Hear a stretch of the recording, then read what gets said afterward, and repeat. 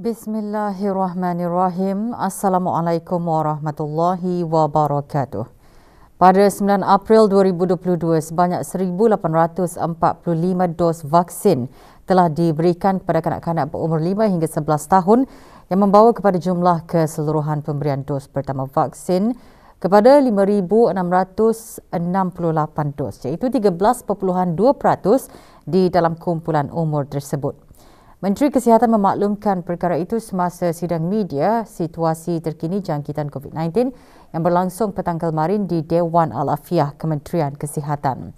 Yang berhormat Datuk Seri Dr. Haji Awang Muhammad Isham bin Haji Jaafar juga mengongsikan kadar liputan bagi penduduk negara ini yang telah menerima 3 dos vaksin adalah 62.2%.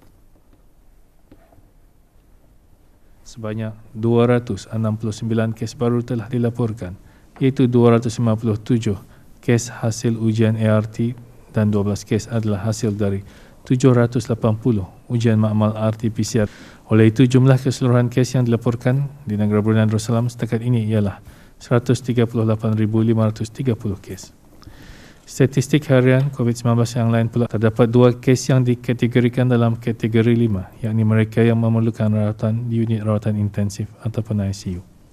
Manakala 2 kes sedang berada di kategori 4, mereka yang memerlukan bantuan oksigen dan di bawah pemantauan rapi. Sebanyak 338 kes telah disahkan sembuh yang membawa jumlah kes yang sembuh kepada 136,073 kes. Jumlah kes aktif pula ialah sebanyak 2,242 kes, iaitu 48 kes sedang dirawat di hospital manakala 2,194 kes sedang menjalani pengasingan diri di rumah.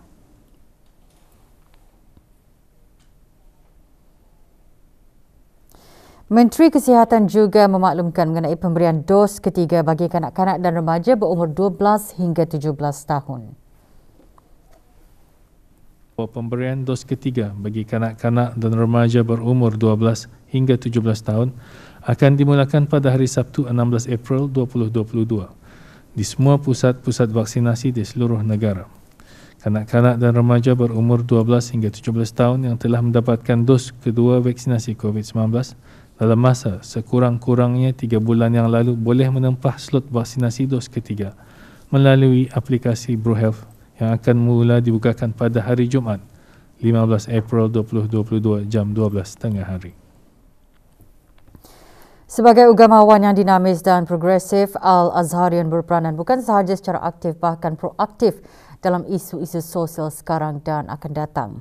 Menteri Hal Ehwal Agama selaku pengerusi Lembaga Penasihat Rabitah Antarabangsa Alumni Al-Azhar Brunei Darussalam menjelaskan, di samping itu cara dan corak perkhidmatan agama masa kini perlu terus dikemaskini yang mana memerlukan pendekatan baharu bagi keberkesanannya.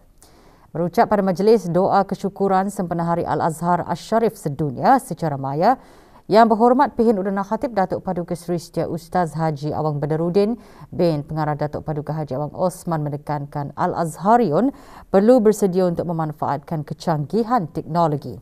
Malah belia dan wanita juga digalakkan untuk sama-sama berperanan mencorak masa depan negara.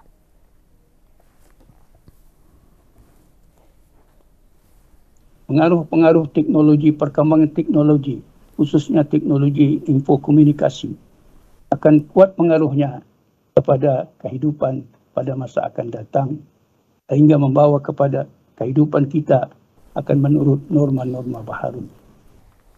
Majlis disertai lebih 80 alumni Universiti Al-Azhar. Majlis bertujuan untuk merafakkan syukur atas penubuhan Universiti Al-Azhar Asy-Syarif yang merupakan penyumbang terbesar melahirkan tokoh dan intelektual dalam pengajian Islam di negara ini.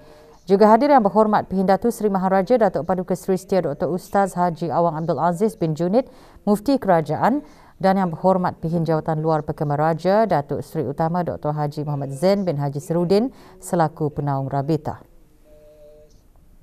La ilaha illallah wallahu akbar walillahil 1,000 unit rumah jenis teres di bawah projek rancangan perumahan negara Kampung Lugu fasa 2 kini dalam proses pembinaan dan dijangka siap awal tahun 2023.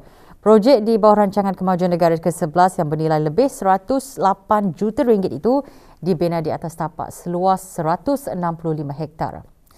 Laporannya bersama Rosimah Sulaiman.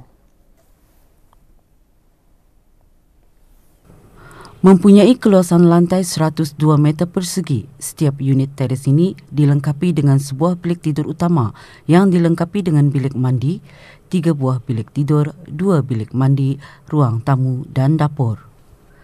Penyediaan perumahan yang berdaya tahan dan mampu milik ini sejajar dengan wawasan Kebawah Duli Yang Maha Mulia Paduka Seri Baginda Sultan dan Yang di-Pertuan Negara Brunei Darussalam dan wawasan Brunei 2035 ke arah meningkatkan kualiti kehidupan rakyat dan penduduk.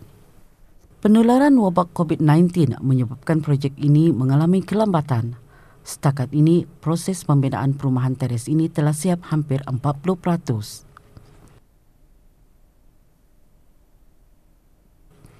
Projek ini dibahagikan kepada 2 fasa. Fasa 2A pembinaan 1,000 buah rumah yang dilengkapi dengan prasarana seperti air, elektrik, jalan raya, pembentungan dan telekom.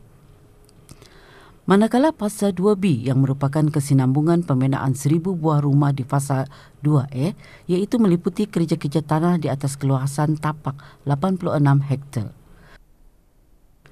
Kementerian Pembangunan dengan kerjasama Kementerian Kewangan dan Ekonomi akan terus menerokai alternatif bagi penghasilan perumahan yang lebih berdaya tahan, termasuk menggunakan kaedah Public-Private Partnership PPP atau melalui kaedah Skim Pemaju Perumahan dengan menyediakan tapak-tapak tanah yang berpotensi untuk dimajukan. Kesedaran orang ramai mengenai penjagaan alam sekitar, terutama kesan pencemaran plastik kepada alam sekitar, jelas menunjukkan peningkatan selepas program-program berkaitan persekitaran diperluaskan. Program tersebut termasuk inisiatif setiap hari tanpa beg plastik yang dilaksanakan oleh Jabatan Alam Sekitar, Taman dan Rekreasi Justri di kedai-kedai dan gedung-gedung perniagaan yang ikut serta. Tahap keprihatinan orang ramai dalam penggunaan beg guna semula ketika membeli belah ternyata menerima respon yang menggalakkan dalam sama-sama mengurangkan beg plastik yang menjadi punca pencemaran alam sekitar.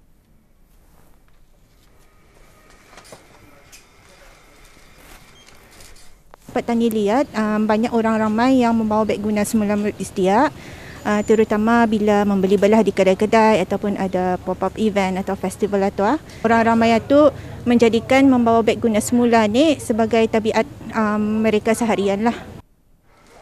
Setakat ini lebih 60 buah syarikat perniagaan majoritinya dari daerah Brunei dan Muara telah menyertai inisiatif setiap hari tanpa beg plastik secara sukarela. Sejak inisiatif tersebut, Justri juga mendapati kurangnya penggunaan beg plastik di gedung-gedung perniagaan dan meningkatnya penjualan beg guna semula.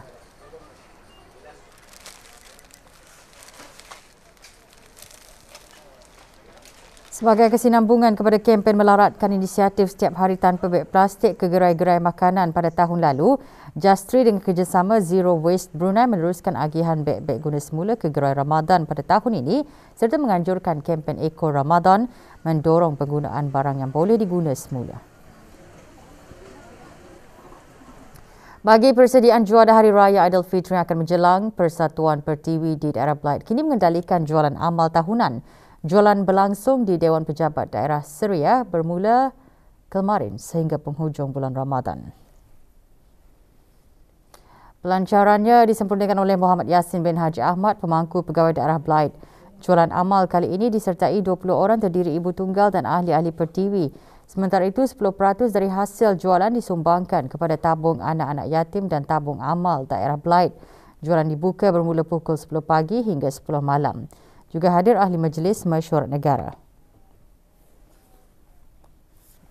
Pengakap Persaudaraan BPG Induk daerah Belait di bawah Persekutuan Pengakap Negara Brunei Darussalam mengadakan majlis pengagihan bubur kacang sempena bulan Ramadan.